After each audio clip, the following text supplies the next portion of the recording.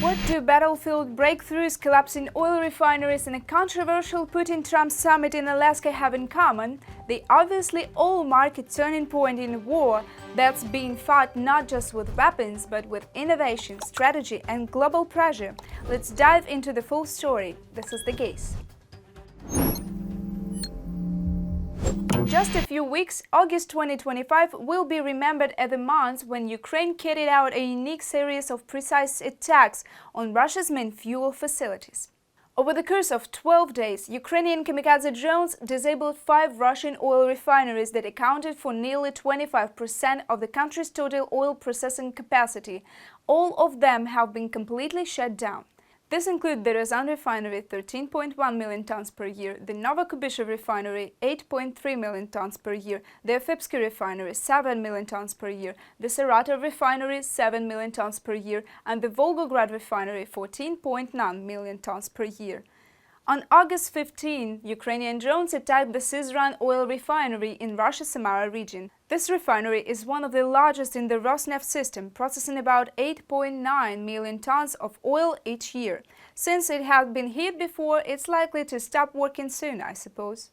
The results speak for themselves. Deep strikes by Ukraine's defense forces have cost Russia over $74.1 billion in damage since the start of 2025.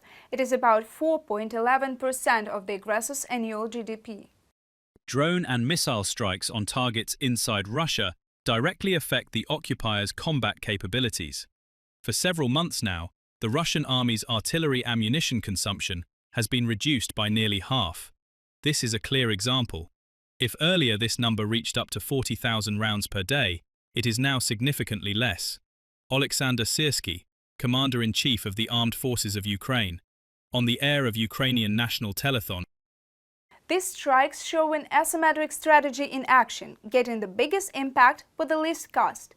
What's more, all of these attacks have been done using only Ukrainian drones. Our Ukrainian drones work exactly as they should. But there are things that cannot be done with drones alone, unfortunately. We need other weapons, missile weapons.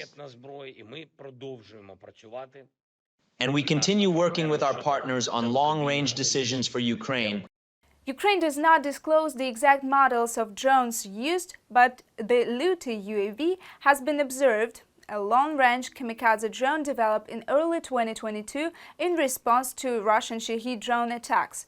Since 2023, it has been regularly used to hit military and industrial targets deep inside Russian territory.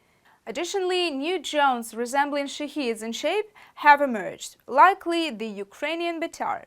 The word Betar means a troublemaker or rebel. At first glance, the Betar may look like the Russian Iranian Shahed, but the similarity ends there. Its aerodynamic design was developed from scratch by Ukrainian engineers using the latest Western technologies. Strikes are not limited to oil refineries. Defense plants, warehouses, transport hubs, and other key infrastructure are also being targeted. Ukrainian weapons are operating deep in the rear, challenging Russia's notion of a safe zone. Innovation isn't only about creating new things from scratch, it is also about upgrading old or unusual technology. A recent example is turning the Ukrainian agriculture plane Moravan Z-137 Argo Turbo into an air defense aircraft. It has been equipped with pylons carrying Air-73 air-to-air missiles, allowing it to intercept reconnaissance drones, Shaheds, and, under certain conditions, even cruise missiles. It can operate from short runways, fly at low speeds, and is significantly cheaper than conventional fighter jets.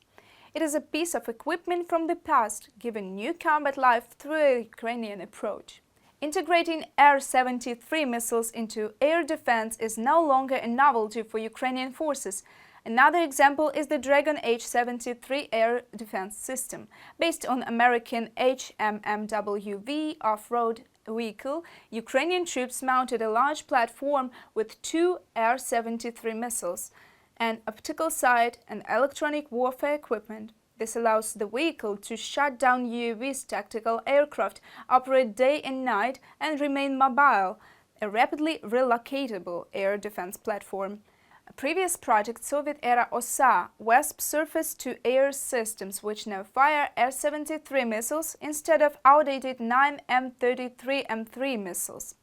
These R-73 missiles are available. In fact, there are plenty of them in stock. That's precisely why this kind of modernization was carried out. There is a severe shortage of surface-to-air guided missiles, specifically the standard 9M33M2 and 9M33M3 missiles for this combat vehicle. The vehicle is equipped with 2 pylons for air-to-air missiles, the same type of mounts used on aircraft or helicopters. Авіаційна ракета має суттєву перевагу. An aviation missile like the R-73 has a significant advantage because it operates on the fire-and-forget principle. Unlike the standard missiles of the OSA SAM system, it doesn't require continuous guidance after launch. This means that after firing, we can immediately leave the position to avoid a retaliatory strike.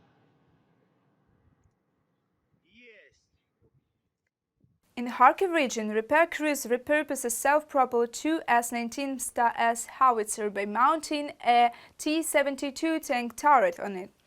The reason was simple. The howitzer was out of commission, but the chassis remained operational. On the front lines, this conversion turned the vehicle into an armored recovery unit, a machine for evacuating damaged equipment, or even a mobile armored command post. This is not an isolated case. During the battles for Bakhmut, Ukrainian forces covered T-64B tanks into evacuation vehicles. When weapon shipments are delayed or don't arrive at all, Ukrainians get creative and find new solutions. Instead of waiting, they upgrade old gear, change existing equipment, and invent new tools to meet battlefield needs. This cleverness helped them overcome shortages and keep fighting effectively, sometimes even better than with standard weapons. Simply put, Ukrainian innovation turns challenges into strengths and boosts their power on the battlefield. The upcoming Friday talks in Alaska mark a dramatic shift for Vladimir Putin, lifting him out of the Western diplomatic isolation. For Putin, the very fact of that meeting with Trump is a victory, let alone the United States. This has sparked protests all over Anchorage. People took their outrage to the streets to support Ukraine and demand justice for Russia and not to accept Putin as an equal by the President of the United States on American soil. You can see banners during rallies. There are obviously lots of Ukrainian flags and obvious support for just peace and demands of unconditional ceasefire for Ukraine. Hundreds of Alaskans, most with no personal ties to Ukraine, gathered to protest and insist that Ukrainian President Volodymyr Zelenskyy be invited to join the talks with Trump and Putin. I'm upset that Trump is meeting Putin in Alaska, and we stand with Ukraine, and Putin is a war criminal, and he kills children. I mean, you need Zelenskyy to be there if there's going to be any peace agreement, but Ukraine was its own country. I don't think there's any land to be ceded. When Russian journalists arrived in Alaska ahead of the Trump-Putin summit, they were placed in very basic conditions, folding chairs and lounges separated by simple fabric walls. This treatment sparked outrage among Russian propagandists who expected to be treated as equals in the US, especially after years of conflict with Ukraine and other sovereign nations, and Russia's claim of being America's top adversary.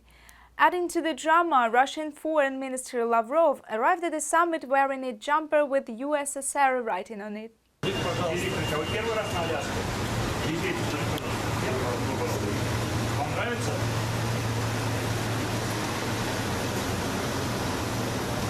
Few expect today's meeting between Trump and Putin to bring any major breakthrough toward ending the war in Ukraine, since their positions are so far apart. But one thing is clear. This meeting breaks the Kremlin's diplomatic isolation and gives Putin a rare chance to meet and try to influence the US president directly. Beyond lifting Russia's pariah status in the West, the summit has also caused cracks within NATO, a long-time goal of the Kremlin, and delayed Trump's threat of new tough sanctions. To see just how much hope Russia places in this meeting, watch the video they released. An AI animated clip telling the long and lasting history of friendship between Russia and the USA. The video is exactly what it feels like. Truly pathetic. Here it is. Enjoy. Or not. As the world waits for the outcome of this meeting, we remain hopeful for the best. Yet we know the true nature of the Russian political leadership. It is plainly evil. They cannot hide it. Their true character won't be revealed through words, but through their actions. Ukrainian Foreign Minister Sybiha has urged everyone to stay calm and trust in Ukraine, trust in the truth, which will ultimately prevail. No one wants peace more than Ukrainians. No one wants peace more than Europeans. But Russia sees its very purpose in waging war. Russia prefers to build new walls on our path to a just and lasting peace. It wants to seal away our freedom. Yet, the transatlantic unity of democracies is stronger than Russian imperialism. And it is through our shared transatlantic strength that we can achieve a dignified peace built on reliable security. Andriy Sybiha, Foreign Minister of Ukraine. On X social network. Leaders from the US and Europe stand united on one thing. Any talks with Putin must have a clear goal. German Chancellor Friedrich Merz summed up the high-stakes outcome of their recent online summit. Ukraine must be at the negotiation table, but only after Russia is forced to stop the fighting. The pressure is mounting as European heads insist on a ceasefire first. Natalia Husak will take you deeper into what's really at stake. German Chancellor Friedrich Merz outlined 5 key points that European leaders and Ukrainian President Volodymyr Zelenskyy discussed with the head of the White House ahead of his meeting with the Kremlin dictator. We have made it clear that Ukraine must be present at the negotiating table as soon as the subsequent meetings take place. We want the negotiations to proceed in the right order. First, a ceasefire must be reached. Then, the main elements in a framework agreement must be agreed upon. Thirdly and finally, Ukraine is ready to negotiate territorial issues. However, the starting point must be the so-called contact line. Legal recognition of the Russian occupation is non-negotiable. The principle of inadmissibility of changing borders by force must continue to apply. The fourth principle that Europe insists on is reliable security guarantees for Ukraine. The fifth is that negotiations should be part of a common transatlantic strategy. Russia should not have the right to veto Ukraine's accession to the EU and NATO, emphasized German Chancellor Friedrich Merz. I think first of all it must be said that this is a significant success of German diplomacy. To gather these people, to invite Zelenskyy, to get Trump to participate in this meeting, to get Trump, as we understand, to listen, and ultimately to discuss this in a broader circle with other partners. The day after the online summit, European Commission spokesperson Ariana Podesta stated that the European Union welcomes the statement made by the President of the United States during the meeting with European leaders that the US will join in providing security guarantees for Ukraine after peace is established. For me, the most important thing is for Europe to convince Donald Trump that Russia cannot be trusted, and that the only way out, and President Zelenskyy said this, and I emphasized this very clearly during both meetings, is to force Russia to an honest peace. During the discussion, an agreement was reached that a fair and lasting peace is impossible without a ceasefire, continued support for Ukraine, maintaining collective pressure on Russia, including thorough sanctions, as well as reliable security guarantees enshrined in the Euro-Atlantic context, said Italian Prime Minister Giorgia Meloni. During the talks between the leaders of the United States and Europe, President Donald Trump made it clear that the United States wants to achieve Russia's agreement to a ceasefire, said the President of France. And any discussions of territorial issues are possible only with the participation of Ukraine, Emmanuel Macron emphasized. An important point that was made very clear by President Trump is that territorial issues related to Ukraine can and will be decided only by the Ukrainian president. The issue of the occupied territories will be a key element of the peace talks. It is inseparable from the peace guarantees provided to the rest of Ukraine and Europe, and therefore cannot be discussed without the presence at the negotiating table of the President of Ukraine. Only tough pressure can force Russia to agree to a ceasefire. Estonian Foreign Minister Margus Tsahkna is convinced. After all, instead of seeking peace, Russia continues massive shelling of Ukrainian cities. The first thing is Putin does not agree to a ceasefire without negotiations. The Europeans want a ceasefire first, and then negotiations. That is the main difference between the two sides at the moment, and perhaps tomorrow's meeting will be a kind of golden bridge for us between these two positions.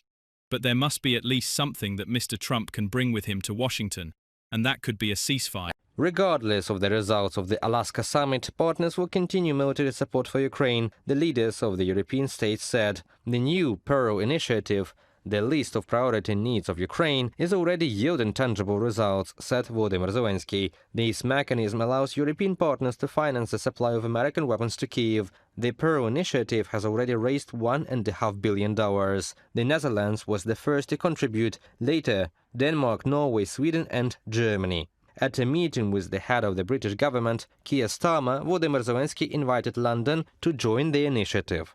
Reported by Natalia Gusak, Volodymyr Stengelov, UATV News.